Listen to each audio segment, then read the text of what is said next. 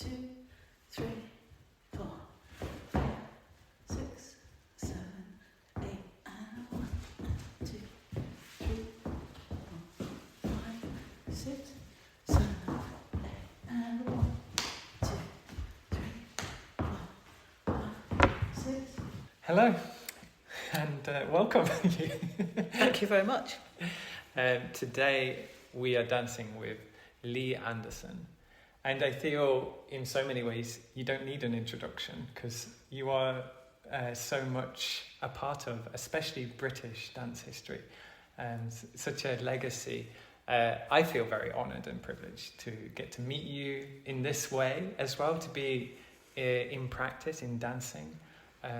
You're such a wonderful, kind, open person, and so rich and knowledgeable. Last night we had dinner. Yes. And we couldn't stop I know. talking. Probably exhausted you. No, it was fantastic. It really was. Such a privilege. But in case people don't know you, how do you introduce yourself today? I know you do film and hard. all sorts. So yeah, I do. Yeah, I make dance for anywhere that it's needed. Yeah, and in all sorts of performance and anything. And famously, we can say that you were one of the co-founders of the Chumleys, and then later the Fenshaws. Yes. A touring, well-established contemporary company here in the UK. Yes. Yeah. That's Contemporary true. dance. Yeah. And today, maybe you can describe a little bit what we did.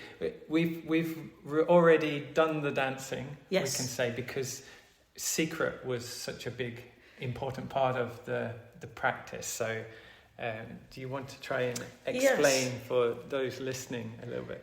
Yeah, I quite often am interested in giving tasks to people, to dancers, to performers, without them knowing where it's leading, and to trick them into not doing what they always do.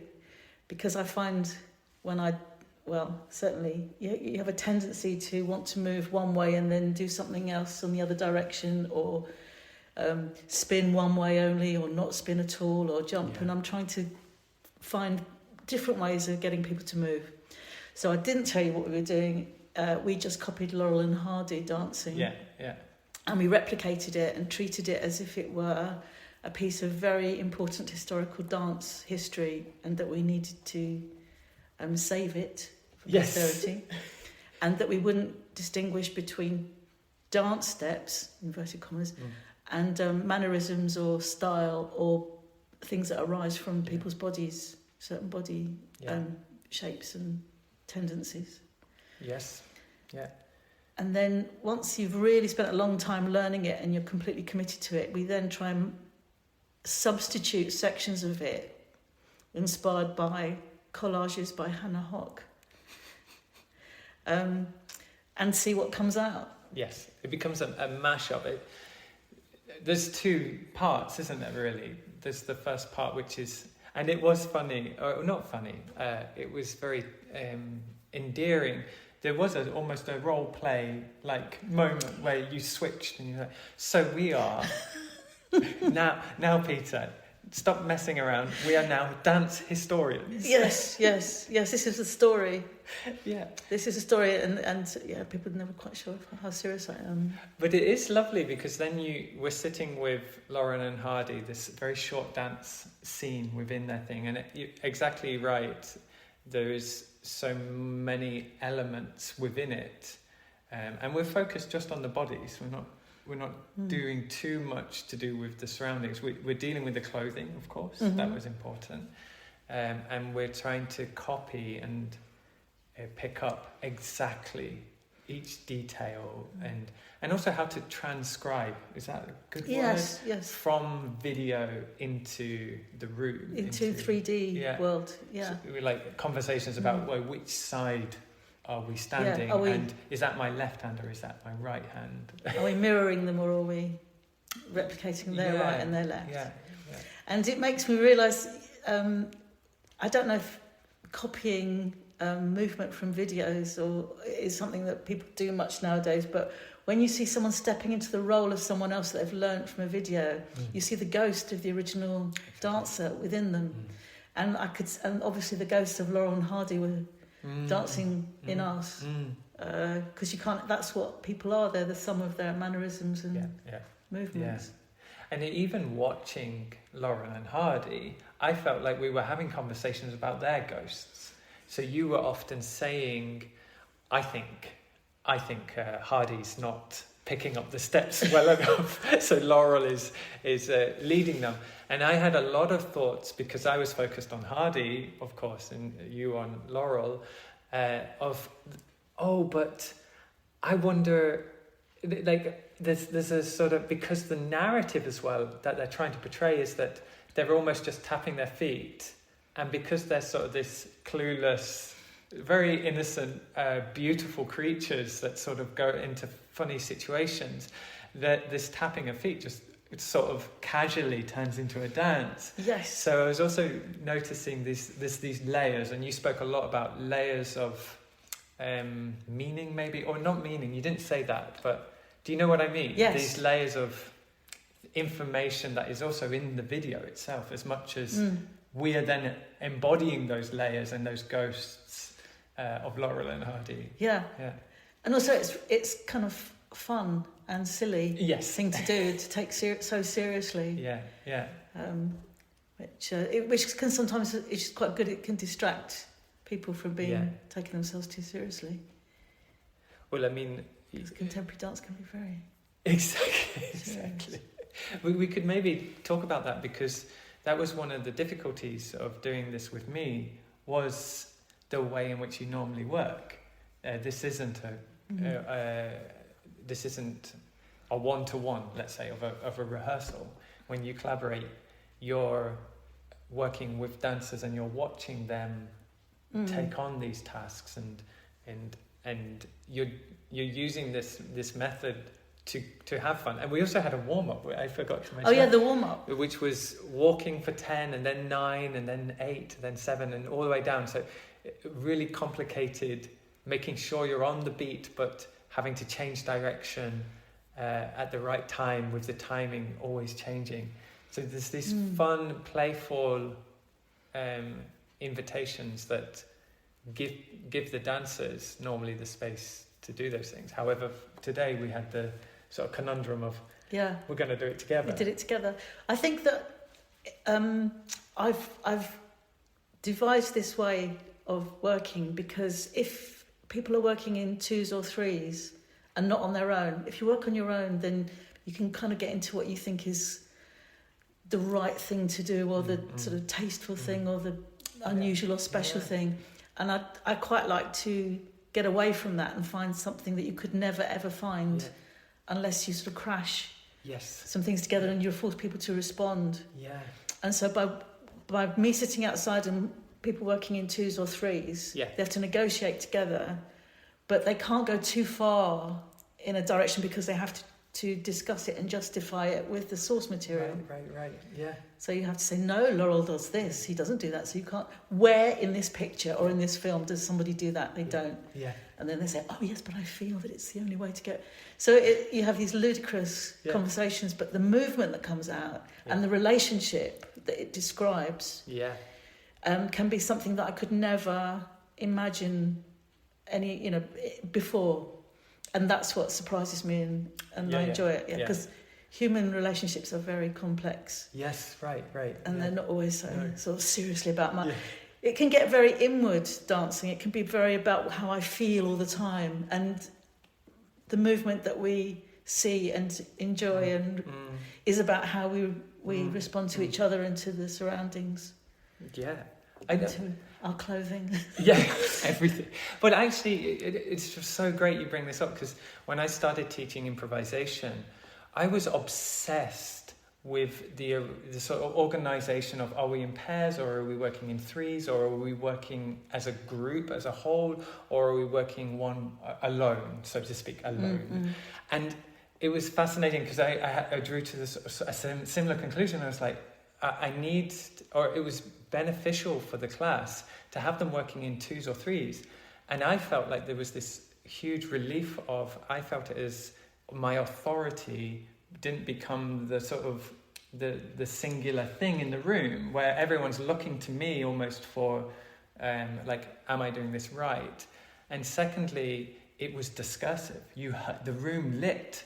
You felt this energy sort of emerge where everyone is talking and discussing, and it's playful and it's laughing, and there's a sort of joy emerges. Whereas when I would teach, and I would teach the whole group as one, I would be this thing and there'd be this sort of silence and everyone is looking in. It's so fascinating that you remind me of that. And the irony, I think this is the thing that I wanted to really point on, because you're talking about dance in general, and there's this irony, isn't there? You do ballet, but in a big class, you're with many, many people all the time, but you're extremely alone. And there's this, you've not said a word for an hour and a half often, and the teacher has just talked to you, and yet it's extremely relational. It's an extremely social thing, but we're not working on that often. We're working in this silent way. So by introducing this mode of play, there's this, you're including the social in a way. Yes, and I'm also thinking about ballet is almost like a series of it's got very strict rules and very strict poses, which you memorize and learn and move from one to the other. You don't do your own thing. No. You don't express yourself. So it's about how your ideas of what you're doing and what you're really doing. But also, I think that I just did because I get more interesting stuff. It was a natural. And people's sort of personalities, you find amazing things that you would never guess. Yes, exactly. No, but I think what I'm trying to say, because I overanalyze everything, and I'm looking at it as almost like, oh, this is interesting as a choreographic method, because I believe you then are, because of course ballet has expression and it has social things, like, of course, like in some regard, but by centering the social in the creative part, you are then amplifying that a little bit and bringing it to the foreground, which is so curious and interesting.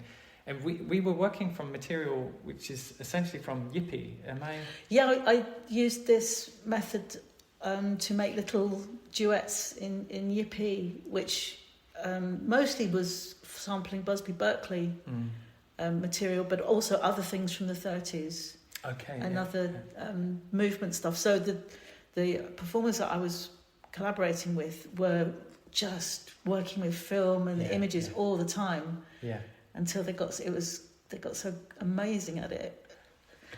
But I remember watching it. So this was I think this was the first performance of yours I saw live, and I did write down the date, but it would be like 2010 or 6 or 2006, 7, I think. 2010. That was edits. I made of these songs. So, and I saw it at Sadler's Wells, and it really was this. It was weird, but it was so.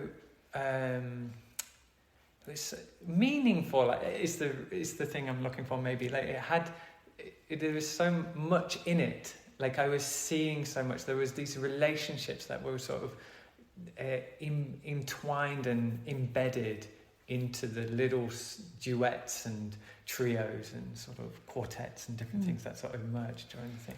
That I remember. It really struck me. I vividly remember it as one of the most spectacular performances I saw of my life. Wow. So it's such an honour to get a little bit closer and to see that's funny how those things really resonate, at least for me they did. No, that was there's something really quite perverse and interesting to get sort of ask dancers to copy that kind of musical stuff from the 30s, and the facial expression, because famously contemporary dance has not not famous for its range of facial expression, or that your face isn't really anything to do with the rest of your body. You mustn't distract. but to get people to sort of do eyebrow lifting and I remember the beaming. faces were extremely characterful, and like they had so much animation and drama. They contorted and strange and weird and beautiful. Yeah, exactly. You're playing with your lips and teeth. I'm just trying to now. imagine all the faces that they had to do. Yeah. But then let's talk about the mashup part. You used that word, right? So then we went to the collage and we added the collages from Hannah Hock. Yeah. So you have to make trying to put something that's 2-dimensional into something that you've made into 3-dimensional, and but keeping a really strict structure. Yeah. And maybe pulling your brain into 2 different directions. Yeah. And doing both at the same time as well. So I don't know how well this translates because it is complicated. But so you have the dance from Lauren and Hardy in the background, and then we take the collage images, and because they're a collage, they're also multiple. It's not a single image, and they're not moving. So then we have to bring it into a time dimension as well. And exactly as you say, there's this tension between the continued running of the Lauren and Hardy dance we've learned, and then morphing and mashing and melding that with the collage, and to add to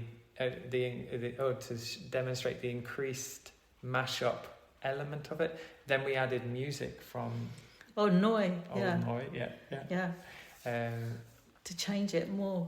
Exactly. But you've got the ghost of it. It's like if you keep moving it and changing it, the germ of it, where it came from, still exists somewhere in it.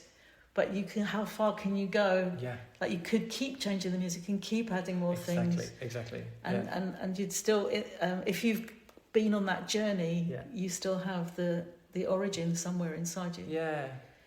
And it's also something that you can work on together. Like it's an object. It's almost like a sculpture. Like it becomes material where we can all almost stand around and look at the dance and then say, okay, but where is that from? What part of the video or from the collage is that? Is that weirdy squint from? Yeah, or what beat of the music probably as well. Yeah. Is that hitting? And it somehow takes the dance away from this thing that's in our heads, and it becomes real, something else. Yeah.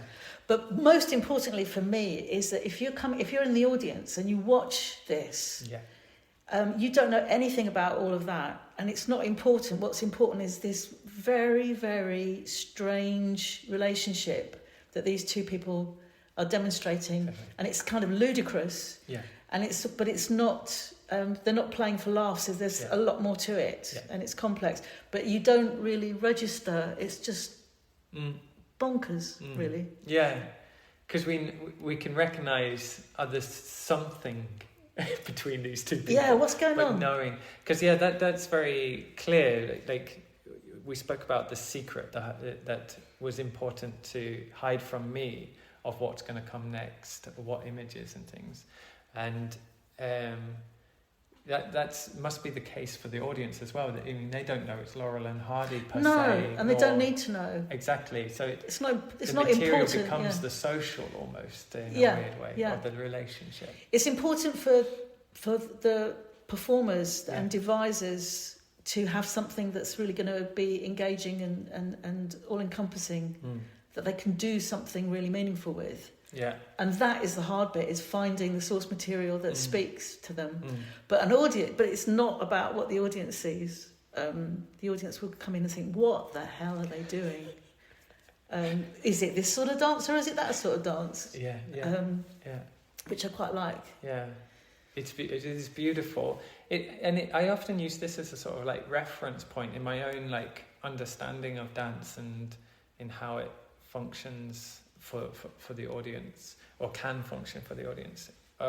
I saw Merce Cunningham Company once, and I think they were doing some chance procedure. I suppose they had randomized the music, I think, at the beginning of the show.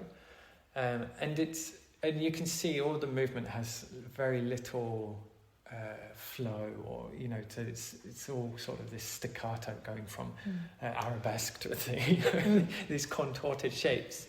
And the thing that really struck me was the expressions of the dancers, because you think it's abstract, it has no meaning, it's all randomized, but then to see the dancers struggling actually and negotiating the dance steps of trying to get into those shapes and things, whereas I feel you've gone even further than that and included the struggle of doing it together, and the relationships that are built and the knowledges that are shared between people, because in Cunningham's work it's very individual, like each person has got their counts running in their head, and they're all in their own head of like, oh, that step, that, at least as I remembered it. No, I know what you mean. And it is such a pleasure to see almost the person on stage and not be too concerned with what it is that they're doing, if that makes sense. Well, it's interesting you talked about Most Cunningham, because I feel really strongly that there is no such thing as abstract movement, because course. Everything really has, like, you read it as this person that's ignoring everyone else around them, no matter how close they are, and is purposefully doing whatever the hell they're doing. So everything is readable in that way. So the more layered of the meaning that you can give, because humans, we're pretty good at reading each other, and we're quite serious and clumsy, and we're also quite ridiculous as well. So it's nice to be able to refer to all of that, but it's really tricky. I mean, it's taken. I've tried out lots of different ways of trying to do this, and also because it can be quite confusing, because I don't need people to know what it is. Yeah. I don't know why people behave in the way that they do, or why their mannerisms are such, but they're all quite enjoyable. I mean, and that's the pleasure of doing it with you. We're trying to condense this into to get a taste or a flavor or a feeling for the experience. And you have so much wealth. I mean, we sat down to start recording, and you're like, oh, and there's also this I do, and showing other practices. And so I can see that, and at the same time, I feel you're still developing it. It's still something because you've got to find more ways of it's about misunderstanding a score. I mean, we mentioned dance historians and how how do you know what people were doing and how they danced, or how they held themselves? How do you know what people did thousands of years ago when they were, except for the fact that they were human too, and so they were all dancing and making music. But I love the idea of misreading and to make something new and different that's the product of us now, and looking at imagery. Right. Yeah. And I really like trying to persuade people not to do what they always do by looking at pictures. So all these different things that you said, that they're all different practices, but for me it's all the same thing. Of course. You just need to make a visual score that we're going to follow, and not be allowed to deviate from, and interrogate and see what does it actually say. Yeah. What does it suggest, and then show it to someone and see what they if they agree. I mean, and I mentioned earlier that it reminds me of, it's almost as though we are channeling into the zeitgeist in a way. I don't know if that's fair to say, because and all these materials were from a similar time. No, sorry. Yeah, these are from the 30s, so is but the music was from the 70s. Yeah. That was a location link, Yes, I see, I see Germany. No, not Germany. It's Switzerland. Switzerland, that's it. But all these things, this sort of, they live with us, and because you speak about that Yippee was 1930s. Yeah. There's of course a calling back to old footage and stuff, and you could consider it sort of archival, but we're still living with the consequences of those things and how they are in relationship to each other. And it's so beautiful what you just said now. How do we organise that? How do we deal with it? How do we make something new? Make something new, yeah. But that we all understand because we're human. But with Busby Berkeley, because Busby Berkeley came from the military and from drilling soldiers, so and you can see obviously the relationship between. Yeah. So he was kind of like looking for a job and choreography, and he dealt with it in that way. So he used that model to make this dance, which I copied to make, or someone else. So it's like you've got these generations of copies. Exactly. That are nothing, total misunderstanding of what they're supposed to be by all of us. Yes. To make something different, which is the same. Yeah. Exactly. It's this difference and same that sort of exists in tandem somehow. There's a quality as well of, I'm often obsessed by, but what was their intention? In order to do that in the first place, like what was the sort of motivation for those choices and things? And what's really nice is we have our own intention to use the results of whatever they were intending to do as a sort of material. And you also start to, I feel as though I'm almost starting to channel into a singular intention that we all have, that is maybe less defined as we're going to make a show, or it's so that you can see my face, or you know, those really sort of practical intentions, but that it's more like, because I have to dance, like you said, we're human, so then they were human, then so therefore there was dance and there was music. I love this idea that to be human is to dance. Yes, exactly. And to have music. Yeah. And to draw pictures, I guess. Yeah, we're talking about. Yeah, they're all the same. It's all the same. Yeah. And I think one of the really fun experiences of doing this today was actually when we first watched Laurel and Hardy. I was a little bit intimidated. I was like, oh gosh, it's quite a dance. You know, I was like, I'm not sure I'm going to be able to remember the steps, get the steps correct. I was really sort of like concerned that, I might be out of my depth. And what was really joyful actually was, maybe it is, you know, I have danced for a long time. Maybe it is that. But there was, as the second we started doing it, I was like, oh, this is really joyful. It's really easy. And you can feel it in relationship to them doing it. It no longer becomes this spectacle, because it is quite spectacular, beautiful footwork and patterning and everything, and their facial expressions and stuff. And not saying I was doing it perfectly, but still I felt I was doing it and well enough to feel like, this is, I can do this, and it's not too far away.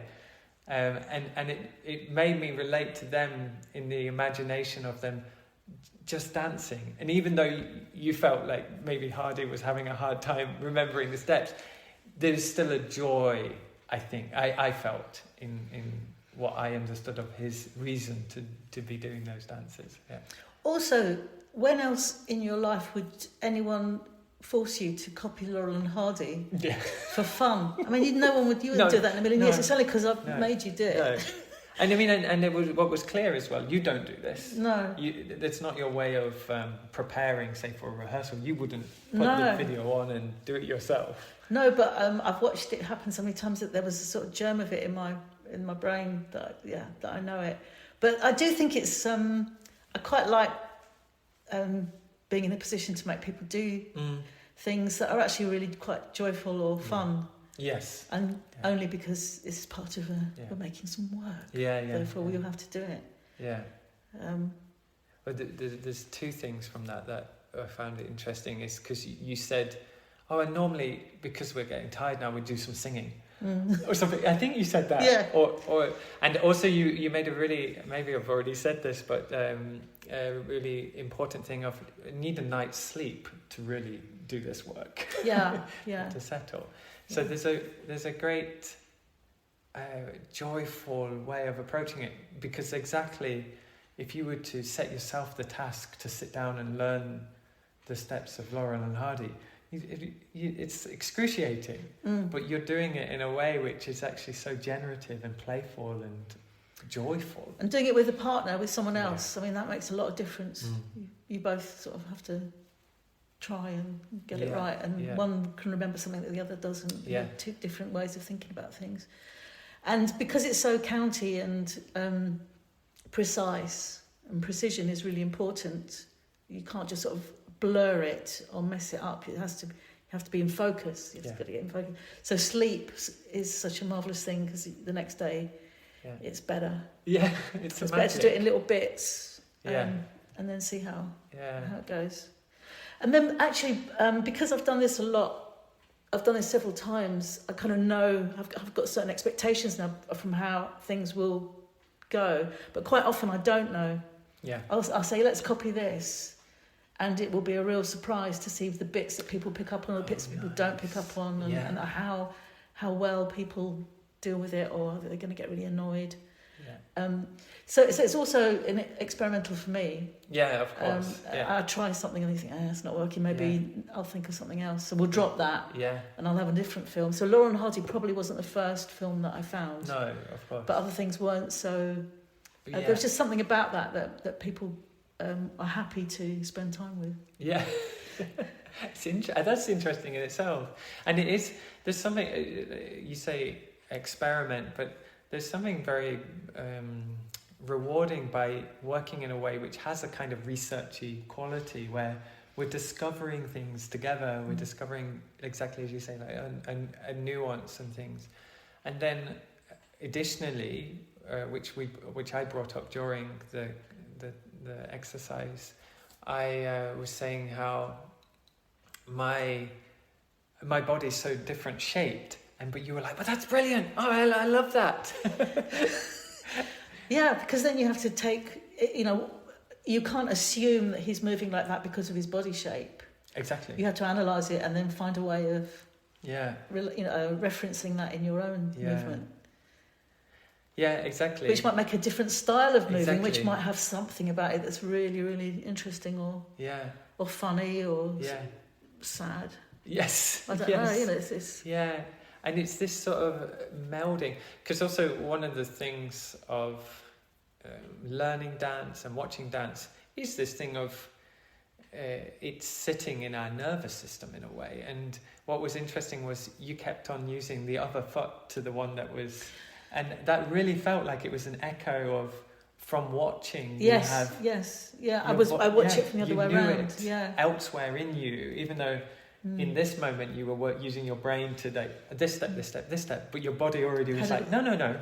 It was a ghost, a memory ghost. Yeah.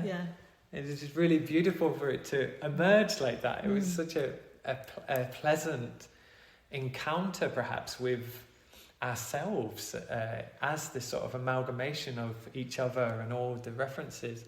I mean, even for me, Laurel and Hardy were a big influence as a child. And I haven't watched them since. So I think you asked, like, you must know this, because I mentioned that I was a big fan. But I didn't recognise it at all.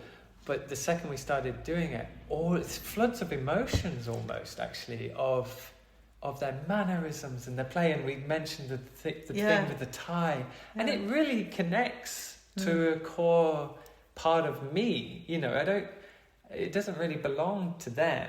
It's my watching from when I was a kid and seeing that you can be that kind of playful with your body and humorous, and that things aren't so serious. It was, quite emotional, really. Yeah. Oh, that's interesting. Yeah, but it is how humans hold. I guess when people are watching sports. And they kind of move. They have sort of sympathetic movements with it, and they know what's going to happen when someone's got a ball and they're going to, and it doesn't happen. We've got this. It's quite complicated. Yeah, it is. How we move and how we our knowledge and experience and memories of moving. Yeah, complicated and simple at the same time. Yeah, it's simple. So readily. It's what we are. In us, yeah. It's no big. No. Yeah. Yeah. It was nice because I've been reading your book. Remind me the name. I think it's called. It's just the Chumleys. 40 years, 40 the years of Chumleys, Ireland. Yeah. It's a beautiful book with all these amazing images from the thing, and Steve Blake. Yeah. Steve Blake, the musician you collaborated with. Yeah, composer Simon Vincenzi is in it. He's a designer and choreographer and director. Yeah. And Sandy Powell. Yes. Who's also a designer. And lots of. Yeah, I will list them in the references in the notes, because it's a great book full of so many fantastic creative minds and the way they articulate things. But it was I think Steve Blake that said that dance is so visceral and readily available. And that's sort of what we're talking about. That it's so simple. It's one of the art forms that is so there. And then he goes on to say, but somehow it gets so elitist, perhaps because dancers spend so long training, and then it becomes that thing. But I almost wonder if it's not even that. But I understand where he's coming from. It has got a strange reputation as being sort of different and not for everyone. Yeah. Whereas it's probably the art form that everyone hears music and they tap their foot. Yeah. Or choose not to, but everyone dances at weddings and parties and whatever. Exactly. Yeah. Or nightclubs. It's that's the most immediate. Yeah. And if it works in the way that I feel you're describing through this, well, not that you're describing, but that you've given me the experience that it exists through just watching Laurel and Hardy. It's in us. We feel it. Yeah. We might not be able to execute it per se as well, but who cares? Exactly. It's that thing of, well, it's my body and everything else that I'm dealing with in it. Yeah. Yeah, and the fact that Laurel and Hardy, these comedians who were on making films, had this background from the stage, and the history of that, and that dance movement comes from a certain kind of comedic dancing that everyone recognises. You don't have to. What are they trying to say? No. It doesn't really matter. They're just having fun, and it's warming, or repulsive, whatever. Yeah. But it's something. But actually, if we weren't really focusing on that, but it is contextualized in that there's some musicians playing. And then these silly fools end up dancing, which is sort of used as a comic device as, oh, how ridiculous, isn't it? And they cheer them on in a way, but at the same time they're laughing at them. And they're sort of centering one of the central tensions actually with dance. This humoristic sort of, well, it's bizarre that you would do that, but we do that. And that's if you're playing music, that's what people are going to do, aren't they? They're going to dance. It's just normal. Yeah. Exactly. And here we are in North Devon, in a community centre. And at one point, I think you said, oh, was that a farmer? But it is this sort of, what if they saw us? What if they saw us? So, doing these ridiculous things. They think, oh, it's Laurel and Hardy. Yeah, exactly. They're Laurel and Hardy. And they would recognise parts of it, because there were steps in it which we were saying, like, that is it's almost a trope. They're doing this sort of, walking upstairs and then taking steps back down the stairs. It's so iconic, and you feel it in you. You don't even need to think. You're like, oh yeah, that thing, that cultural moment. And the farmer would have perhaps recognised those things as well. Yeah, a bit of a dance. Yeah.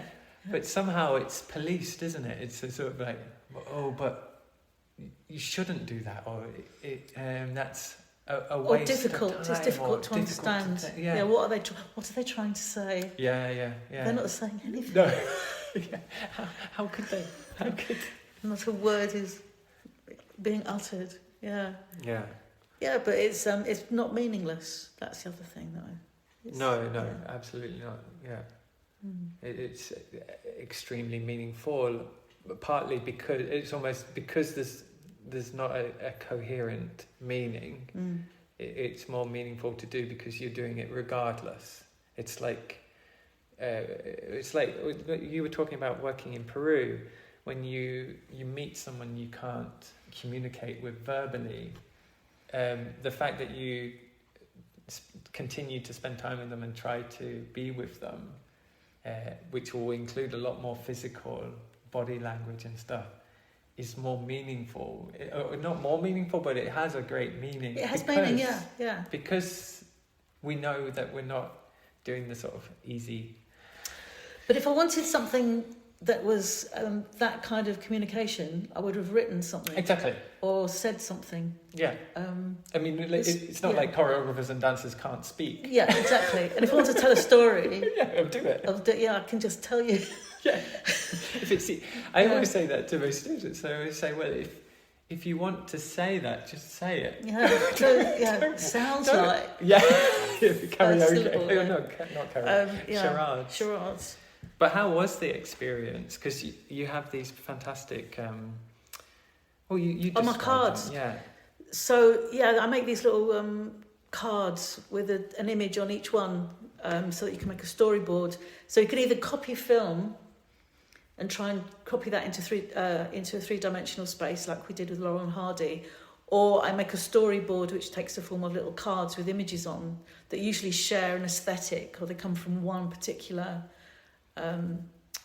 source, and depending on what the show is or the work is that I'm doing, or the people that I'm working with, I'll choose cards.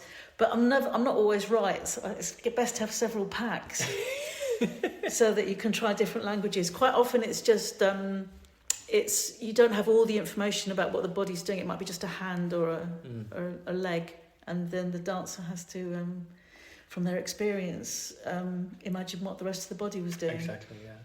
But so you're problem solving rather than being expressive, expressing yourself. Yeah, and hopefully something different emerges, and something with some. I like some sort of humour. Yeah, because we're very humorous humans. Yeah. I mean, actually doing this today, really caused me to think or to struggle probably with what is humour. I think it's something I've been dealing with personally for a minute, because I was sort of getting really exhausted of doing meditation as the only thing to do if I can't sleep at night, or if it's the only thing to do to sort of calm down and get in my body. And sort of like, what of sort of more humorous or playful or silly or daft or naive, non-serious? I'm not saying that meditation can't be all those things, but for me, I was getting stuck in that mood of like, I've got to be serious now. And yet, humour is so integral, it's so important, but I can't name it, I can't nail what it is. But what you just said then, I think is quite something that I think is important, but I don't generally confess this because not many other people agree, is that that maybe a depth of feeling might come from surface. Right. Many surface. The more you copy something, the more the deeper it goes into you. So it's not about something that's in you coming out. Yeah. It's just many layers going in until you sort of ingest it. Yeah. Or like clay or something that you sort of it informs gradually. Because the idea baking it. Yeah, exactly. Changes it, but it's not going that way. It's or copying paper people. Mache almost, sort of layering on the thing. Or how a child copies mannerisms and gradually it becomes theirs or not. Exactly. You take it on. Yeah. Rather than there's some little germ that's in you waiting to come out. It's just all just clothing that you. Yes, adopt. Exactly. And it is something about the direction, isn't it? Of we're trying to be really precise, but we're meeting with the absurdity of that impossibility, maybe. Or, Well, they're two-dimensional images. It's true, yeah. And what we choose, as we've already said, we're physically nothing like the people that we're trying to copy. So it's because of a compromise. There's always a compromise. I mean, I don't know why this comes to mind as a sort of sensorial thing, but walking is really just falling, isn't it? You know, you're just catching yourself continuously. But we would never give in to that sensation that we wouldn't allow ourselves to fall. We're always catching ourselves, and there's something about the sort of even just our attention. I can't focus on the face of Hardy and the legs at the same time. I need to choose one. And then the rest of the body is almost doing the thing of walking, of catching myself from falling. It's just running regardless while I focus on the face or something. It is something interesting about that meeting. We're always going to be dancing, almost. But it's only when we really get into the detail of it that we sort of discover what kind of dance we're doing. Yeah, if we ever find out. Yeah, exactly. Yeah. I'm tying myself in knots in thought, but I try to just set up a situation and see what comes out, and if it's and if it's satisfactory, whatever that might mean. Yeah. And so, where does it go now? I mean, this is such a luxury because today we get to record and we discuss, and it's a kind of archive of a moment where Peter Mills met Lea Anderson, and it got a little bit closer to what Lea Anderson has been dealing with all your career and stuff. But where does it? If we were going to make a show, you would then be watching and starting to refine and. Yeah, so if we were making a show, I think this is the question. What I would be doing is that I would probably be researching it for a long period of time. Yeah. And think, okay, so Busby Berkeley, and as time goes on, I get more confident about. I know that if we copy something long enough, something will come out. Whereas I didn't used to know that. So, so I prepare lots of different tasks that have some sort of connection. Mm-hmm. And I call them strings. So they're like strings of investigate. So each day you might start a string. Yeah. And then sometimes some you discard because they're not really doing it for me. Yeah. They're a bit boring. Yeah. It's a bit too something or other. And is that it's not only personal? Sometimes it might be the group isn't resonating with it. Yeah, but usually I work with people that I know are going to be up for this kind of work because not everyone wants to do this. No. It's not, it's not everyone's cup of tea. Yeah.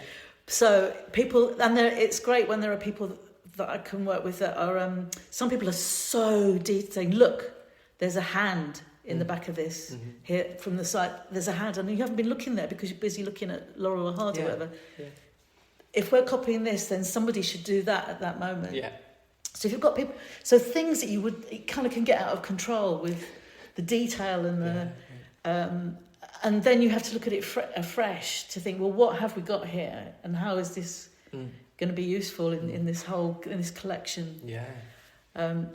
So structure and all sorts of things come through just trying out a series of different tasks like these. Yeah. Yeah. And seeing where they go. Yeah. And then there's other limitations that are also. So usually before I start, I'll have we might decide. Like a simple example might be that music will never start at the same time as movement. Okay. Yeah. Never, and never will two things, or they will. Yes. Or nothing will ever. When the music stops, the movement won't stop. Okay. Or it will. Yeah. Or I don't know. Or the musicians are actually copying the movement. Oh wow! Well, yeah. So that you're. Yeah. So we all have very strict rules before you start in order not to fall into doing what you did last time. Yes. Yeah. Because that's really boring, and you just repeat yourself, or you do something a bit slightly different. I'm not saying it stops you from being boring or whatever, but the desire is to never go down the same pathway. Because also you have costume and set and Yes. lights usually play a big Yeah. role in making it harder.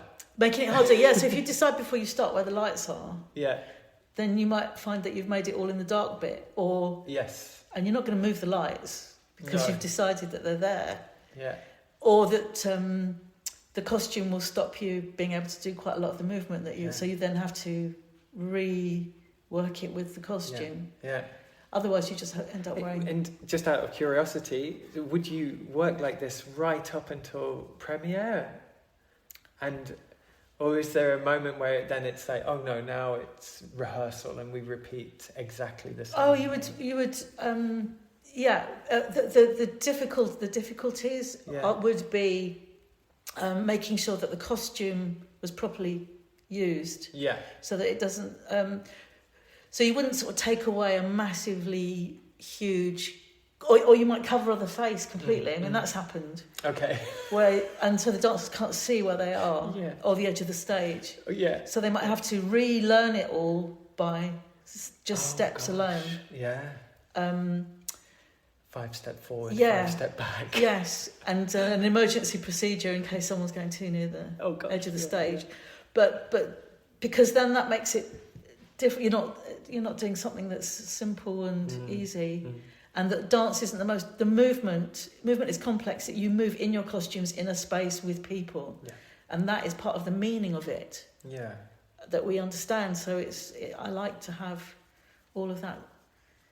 Yeah, people aren't always in a bright light in a leotard, showing you their bodies really clearly. Yeah, and I mean, and you're working with so many different designers and set designer, maybe a lighting designer, a costume designer like Simon Vincenzi, and all those, and then music composition. So you're somehow also figuring it out with them as well, I suppose. Yes. From these initial research materials. Yes. Yeah.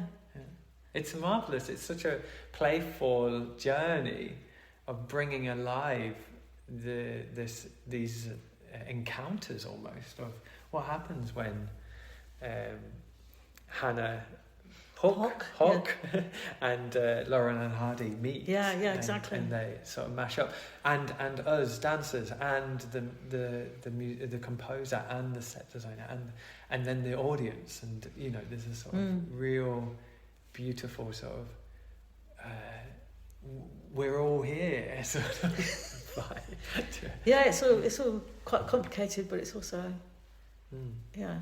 So normally at this point in the record, I would, I mean, it's a little bit different because we would have paused and danced and come back, but we've reflected and stuff. But I would ask, so what's coming up? What's future? But I can also ask if you have anything else to sort of say, and how can people get in touch with your work? Do you have anything you want to share or?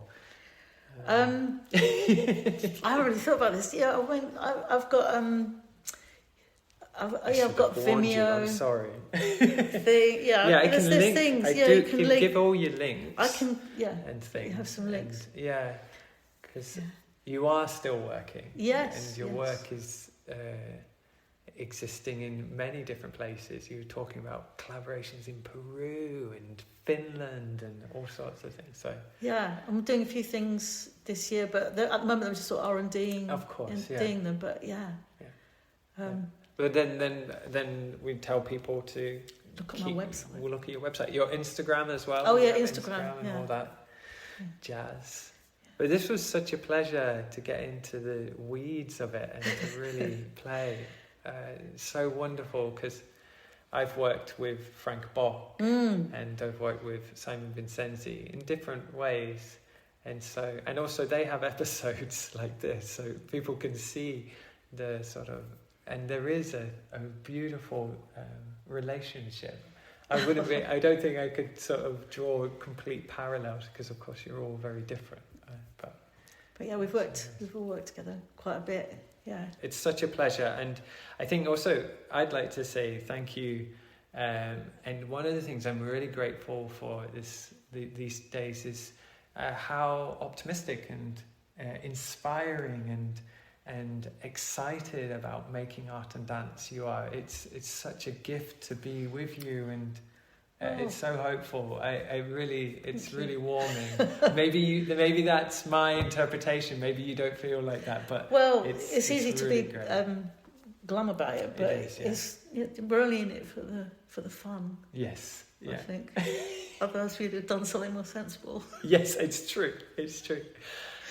But thank you. Thank you. I know I can't stop because I want to talk more. We didn't mention your first startings in punk and stuff, but that would be more a biographical podcast. Yeah, exactly. Yeah, we're doing that. Okay, thank you. We'll see you again soon. Bye-bye. 2, 3, 4, 5, 6, 7, 8, and 1, 2, 3, 4, 5, 6, 7, 8, and 1, 2, 3, 4, 5, 6. Hi, thanks for listening. If you can support the podcast, please go to paypal.me/dancepeter. I'm just looking for a little bit of funding to help support the cost of the hosting. I hope you enjoyed the episode. Thank you so much.